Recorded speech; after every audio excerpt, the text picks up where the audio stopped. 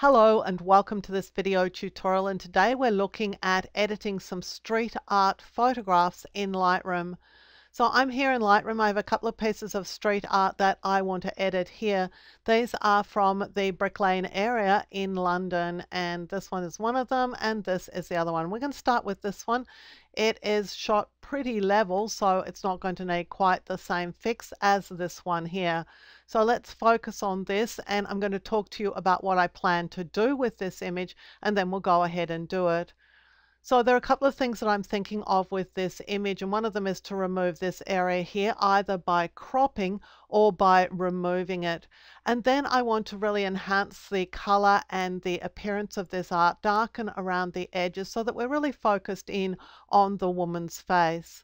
So we're going to start, as always, with just some basic adjustments. So I'm going to look at the exposure. I'm going to dial down the exposure a little bit because I plan to lighten this area of the image with a radial filter a little bit later. But we could boost contrast at this stage just to get a little bit more color here. The contrast will give us a boost of color. Now with the highlights, I'm going to increase those, so I'm going to boost the highlight areas a little bit. Let's just see the histogram so we can keep an eye on what's happening here. Just looking to make sure that I don't have any highlights clipped here. With shadows, I really want this contrast, so I'm going to bring down the shadows, increase the highlights, look for a white spot. Now a white point I could do by just holding the shift key and double click on the word whites, and that's going to give me a white point. Now if you're curious about what that is, I'm just holding the Alt or Option key, and let's have a look at this point. The point here is to look for an area where white just starts to appear in the image and then back off slightly. So this is where we get white in the image. It's actually in an area that I'm not at all concerned about. So I could actually blow that area out quite happily. But what I don't want to see is whites appearing elsewhere in the image, because those will be blown out highlights.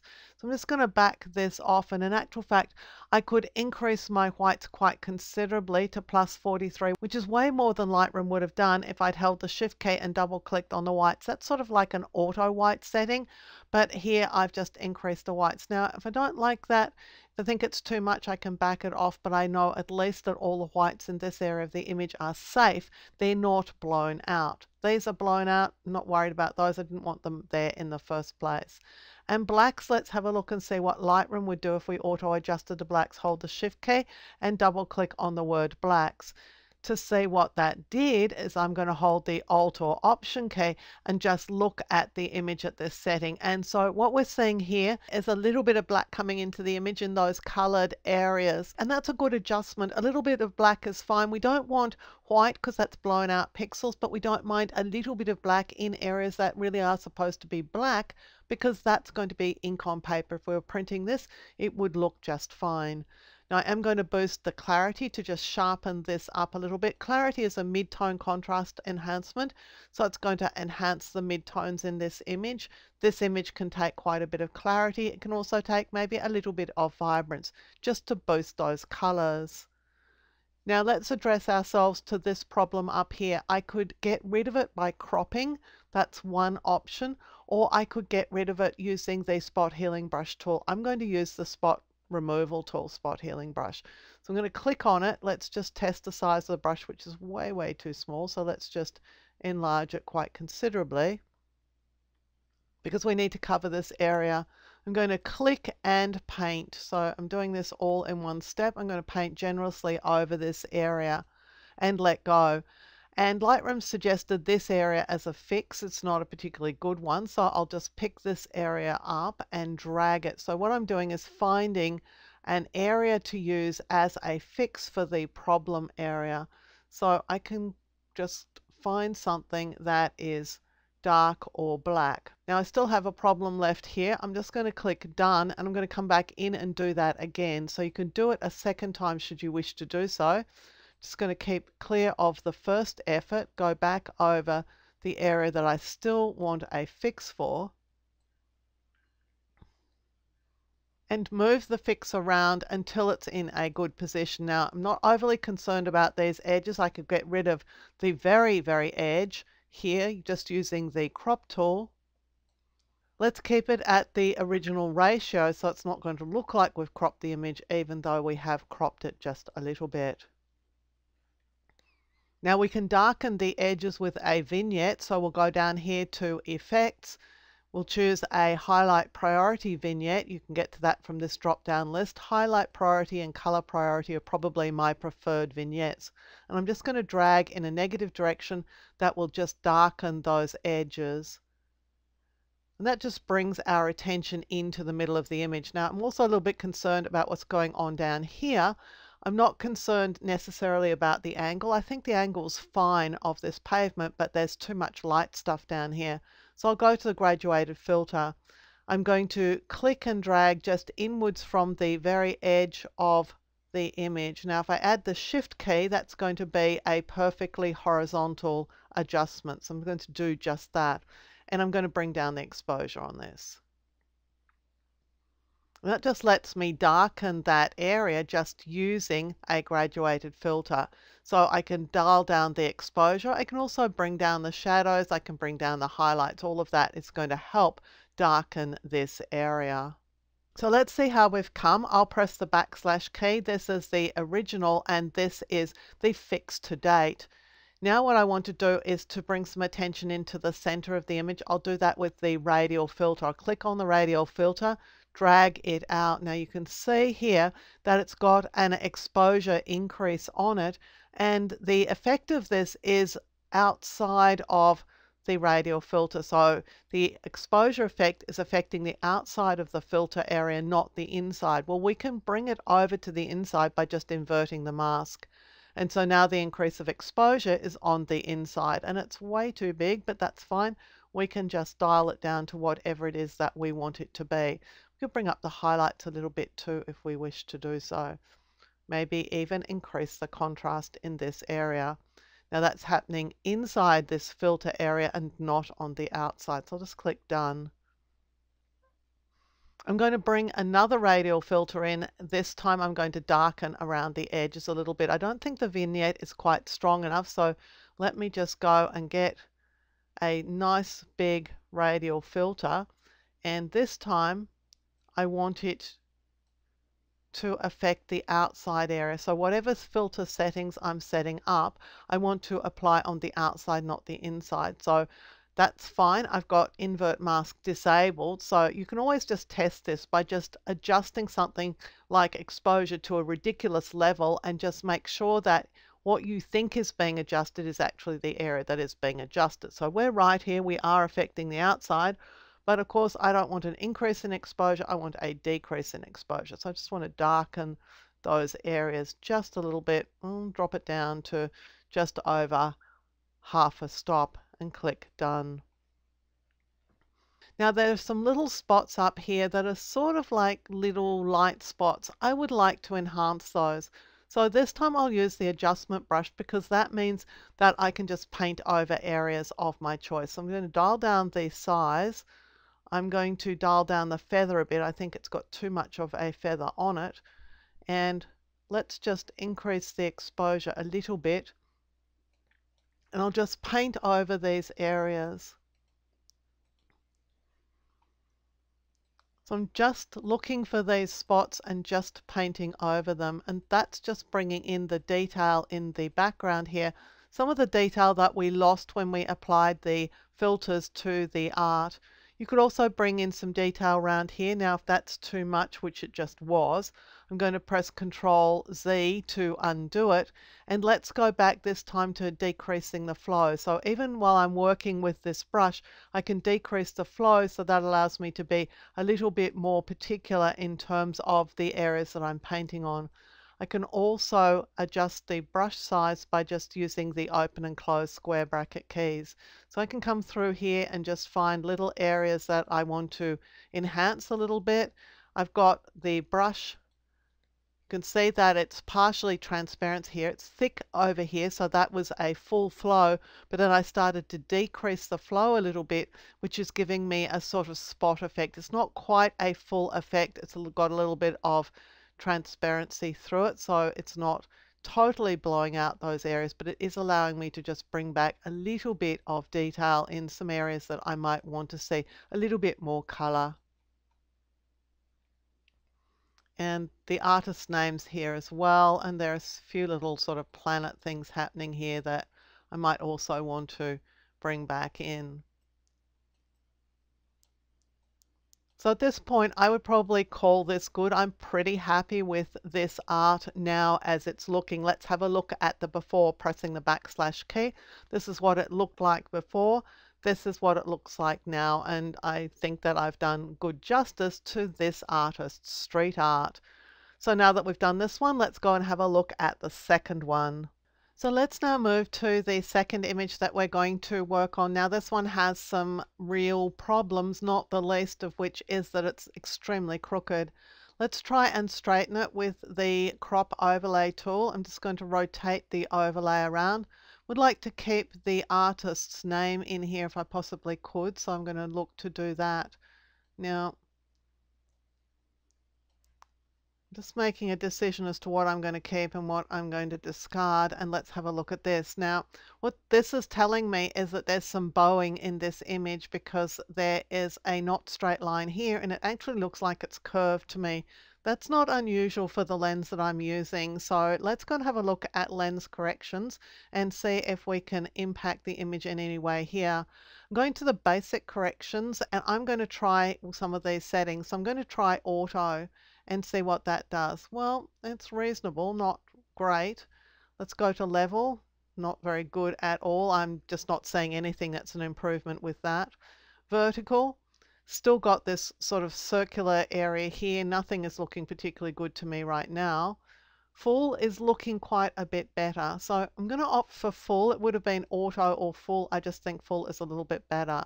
But that said, you can see I've lost the artist's name by performing that fix. If I go back to the crop tool, we have a problem. We've actually lost that part of the image. Now that's unusual in Lightroom, and in actual fact, it hasn't been lost. What's happened is that we've got a crop being applied using this lens correction tool. If we want the image back, we'll go to manual. And in the manual area, we can just reduce the scale, and that will bring back areas of the image that were previously missing, in particular the artist's name.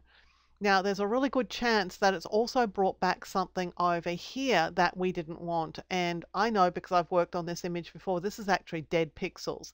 It's something that looks like this area here and this area here, which is just a nothing area, and it's up here, and so we won't be able to do anything with the top corner of this image because of that. I'm just going to bring back the scale a little bit so that I can get the artist's name in here.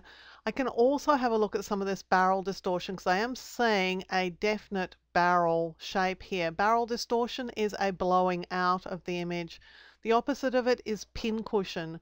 So this is the distortion option, and if you go to the right, you add pincushion distortion, and that kills barrel distortion because it's the opposite, just pulling in the opposite direction. Of course, this is barrel distortion at its worst, and that's what we've got in this image, a certain amount of it. So I'm going in a plus direction. I'm probably going to do something like about +2 or +3 to try and fix this obvious barreling. I think +2 will probably be as good as I can get here.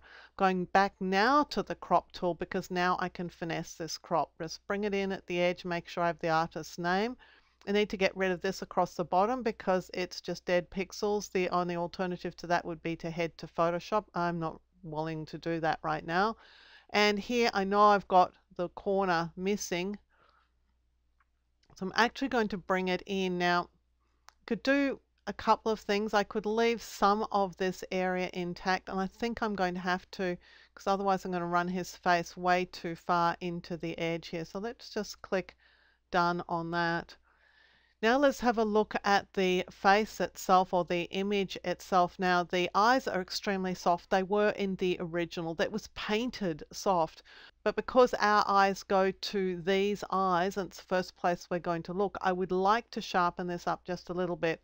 I also need to do some basic adjustments, obviously.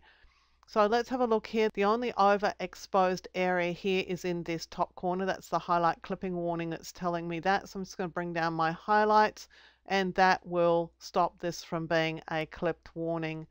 So now we could increase the overall exposure just a little bit. Let's double check and make sure I don't have any clipped highlights there at all.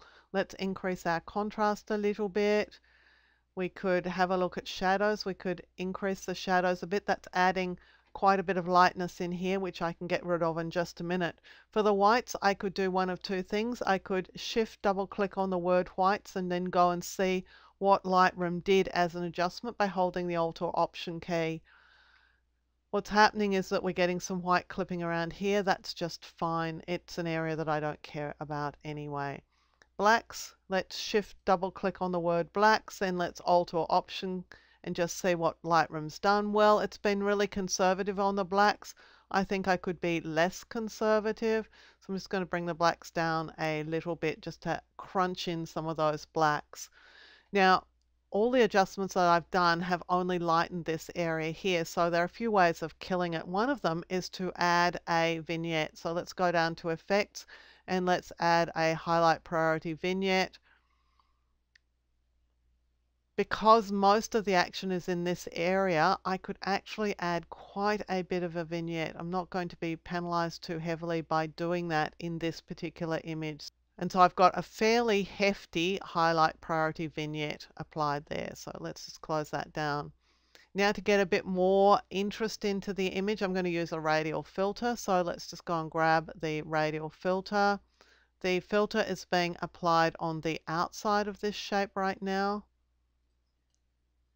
Pretty happy with that. I just want to place the filter actually over the face.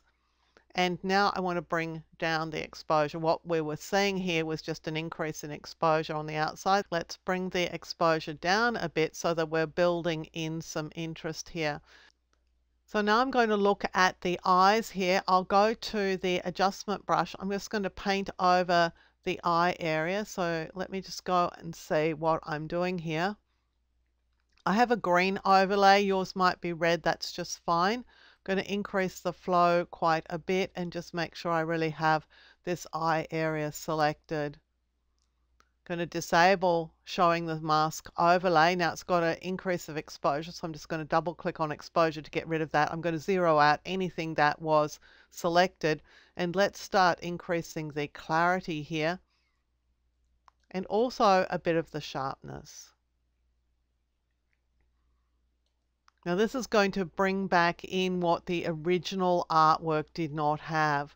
So let's have a look at the before and after. Now for some reason my backslash key has just totally ceased working. So let's go and have a look at the before. So this was as it was when I imported it, and this is how it's looking right now. So it is looking a whole lot better. I just think that I could do a bit of spot brightening. So I'm going back to my adjustment brush. Let's make it a reasonable size. Let's decrease the flow a little bit on it. Make sure auto mask is not selected. And we're going to increase the exposure a little bit, probably not a full stop, maybe about 0.6 of a stop.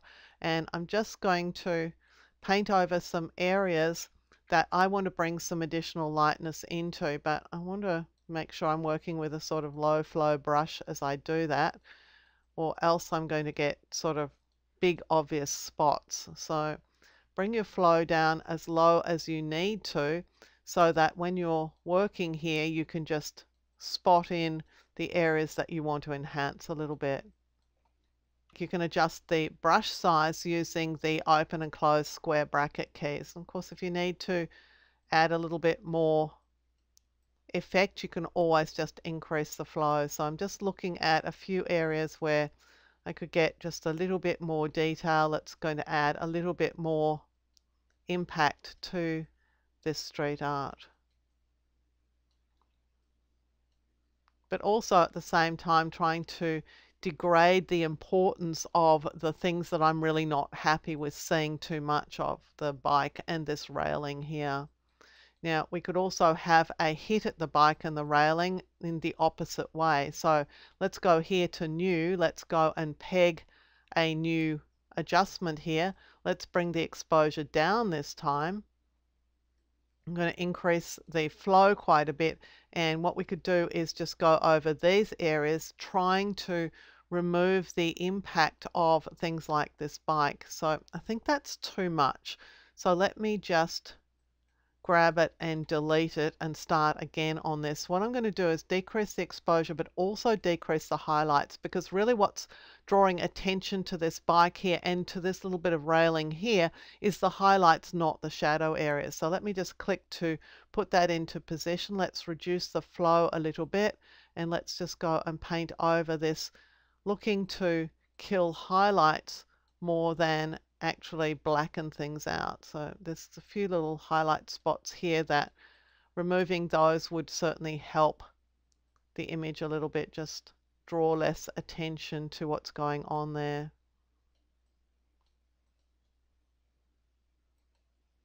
So again, because I really have lost my before and after, let's go to the history here and let's just wind back the history so we can see what it looked like.